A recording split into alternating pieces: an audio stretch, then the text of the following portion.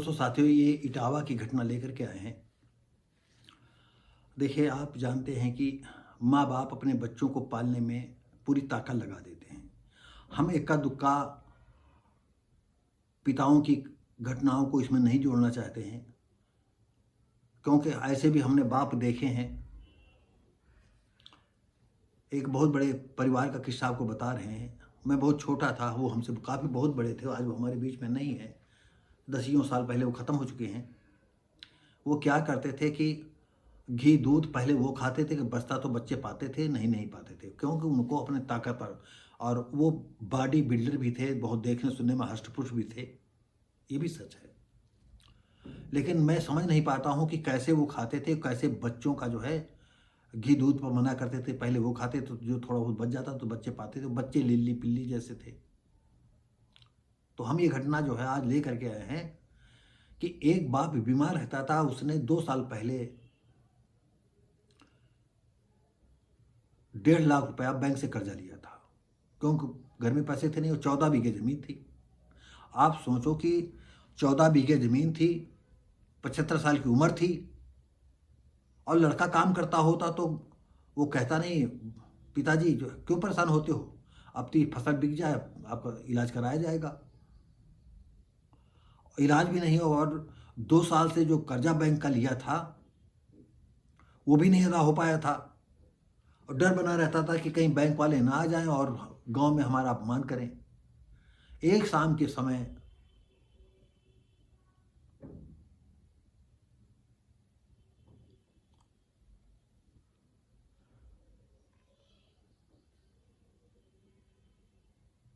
वो खाना, उसकी लड़की जो है, एक बड़ी लड़की होगी मंजूली, खाना देने जाती है तो बाप कहता है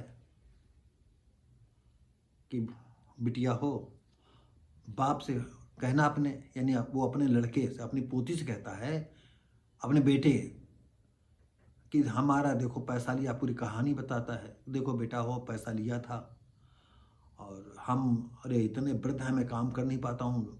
तुम्हारा पापा जो है, बाप हैं, पिता जो है, घूमा करते हैं, और अगर पैसा नहीं पहुँचेगा तो बैंक वाले आएंगे, तो बैंक वाले हमको पकड़ करके ले जाएंगे। ये हो सकता है किसी ने बता दिया हो कि बैंक वाले अपना पैसा छोड़ते नहीं हो। ये बात तो आपको बता दें कि बैंक वाले कभी भी एक पैसा नहीं छोड़ते हैं। और क्यों छोड़ें भाई, उनका पैसा निजी हो तो छोड़ दें। अगर एक पाई भी है तो एक पाई भी वो नहीं छोड़ते हैं। ऐसी सिचुएशन में अगर मान लो बैंक वाले आएंगे, पुलिस आएगी हमारे दरवाजे, हमारी बेइज्जती होगी, तो इससे अच्छा है कि हम ये जो 14 बीघा ज़मीनें बेच दें और कर्जा निपटा दें।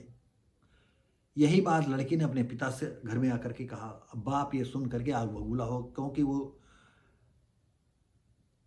नाकाबिल था, कामचोर था, काम नहीं करना चाहता था, हराम खाता होगा घर में, क्यों बाप अक्सर खेत पर ही बना रहता था।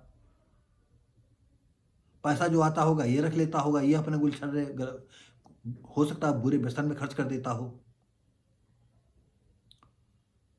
और होता ये है कि जाता है, अपने पिता को मारता पीटता है और गला दबा करके मार डालता है। और देखिए, इसकी दिलेरी कहें कि इसकी मूर्खता कहें, या सोचा होगा कि जब मारेंगे तो पुलिस तो हमें छोड़ेगी नहीं, तो खुद थाने जाता और बताता है अपने पिता को मार दिया है। आइए इसी सिलसिले में आइए हम कुछ देखते हैं। 14 बीघे जमीन की धमकी देने पर बेटे ने घोंट दिया गला। वारदात के 30 मिनट बाद थाने पहुंच गया। आप थाने में जाकर बताता है मैंने अपने पिता को मार दिया, और मारा इस वजह से। इटावा बसरेहर चौबिया थाना क्षेत्र के रमपुरा निवासी तारन सिंह 75 साल की उम्र थी, खेत में बने कमरे में अकेले रहते थे।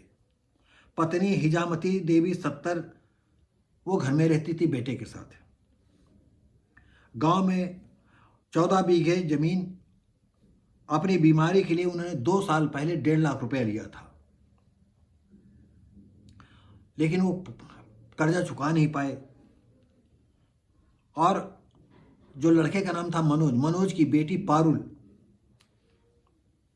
जब खाना देने जाती है तो पारुल से वही बात कहते हैं कि बेटा हो, पापा से कहना पैसा दे, नहीं तो हमको ज़मीन बेचनी पड़ेगी। इस पर बेटा आग बबूला हो जाता है और जाकर के मार देता है। तो दोस्तों साथियों, ये आजकल के लड़के जो है सब आसमान में उड़ना चाहते हैं। अब इसके विषय में हम ज़्यादा तो नहीं कुछ कह सकते हैं, आप इस विषय में क्या कहेंगे? अरे अगर बाप कहते हैं कि पूत कपूत सपूत, और अभी जल्दी एक शब्द एक मित्र मिले, नहीं आप परिचय, उन्होंने कहा नहीं इसमें एक कमूत और डाल दीजिए, पूत सपूत कपूत और कमूत।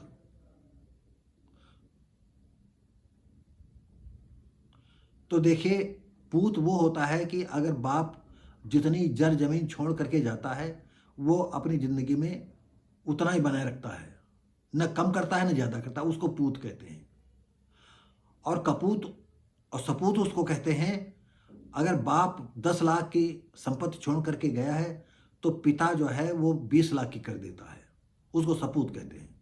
और कपूत वो कहते हैं कि बाप के पास 10 लाख या 20 लाख की संपत्ति है और लास्ट तक मरते दम तक वो जो है 2 लाख कर देता है, तो वो कपूत हो गया। और कमूत का मतलब वो है कि जो घर गुड़िया सब बिल्कुल तहस नहस कर दे, अपनी बीवी बच्चों को भी तहस नहस कर दे, और जो धन संपत्ति वो सब बिल्कुल लहामेट कर दे, उसको कहा जाता है कमूत। तो दोस्तों साथियों, आप किस श्रेणी में इसको रखना चाहते हैं, ऐसे लड़के को आप कमेंट करके बताएं। हमारी ख्वाहिश रहेगी कि इस तरह के लोग आज समाज में ज़्यादा पैदा हो रहे हैं। बेटों में अब वो भावना नहीं है कि बाप अगर सही बात कह रहा है तो उस बात को स्वीकार करें।